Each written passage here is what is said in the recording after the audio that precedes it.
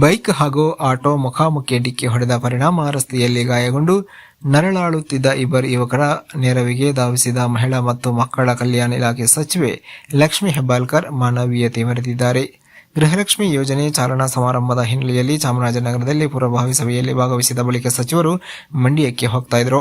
ನಗರದ ಹೊರವಲಯದ ಸಂತೆಮರಳಿ ಮುಖ್ಯ ರಸ್ತೆಯ ದೊಡ್ಡಪೇಟೆ ಕ್ರಾಸ್ ಬಳಿ ಬೈಕ್ನಲ್ಲಿ ಚಲಿಸ್ತಾ ಇದ್ದ ಇಬ್ಬರು ಯುವಕರು ಆಟೋ ಡಿಕ್ಕಿ ಹೊಡೆದ ಪರಿಣಾಮ ಸ್ಥಳದಲ್ಲೇ ಬಿದ್ದು ನರಳಾಡುತ್ತಿದ್ದರು. ಇದೇ ಮಾರ್ಗದಲ್ಲಿ ಚಲಿಸ್ತಾ ಇದ್ದ ಸಚಿವರು ತಮ್ಮ ಕಾರನ್ನು ನಿಲ್ಲಿಸಿ ಆಂಬ್ಯುಲೆನ್ಸ್ ಮೂಲಕ ಗಾಯಾಳುಗಳನ್ನು ಆಸ್ಪತ್ರೆಗೆ ಸಾಗಿಸಿದರು. ಕೆಲಸದ ಒತ್ತಡದ ಮಧ್ಯೆಯೂ ಸಚಿವರು ಗಾಯಾಳುಗಳನ್ನು ಸಾಗಿಸಲು ಎಲ್ಲ ವ್ಯವಸ್ಥೆ ಮಾಡಿದರು.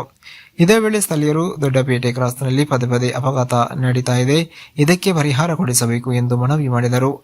ಗಾಯಾಳುಗಳಿಗೆ ನೆರವಾದ ಸಚಿವರ ಮಾನವೀಯತೆ ಕಾರ್ಯ ಸ್ಥಳೀಯರ ಮೆಚ್ಚುಗೆಗೆ ಪಾತ್ರವಾಯಿತು.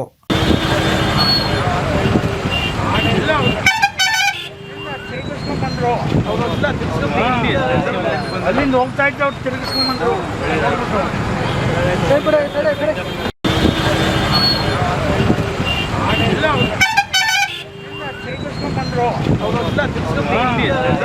ಅಲ್ಲಿಂದ ಹೋಗ್ತಾ ಇದ್ದ ಅವ್ರು ತಿರುಗಿಸ್ಕೊಂಡ್ಬಂದ್ರು.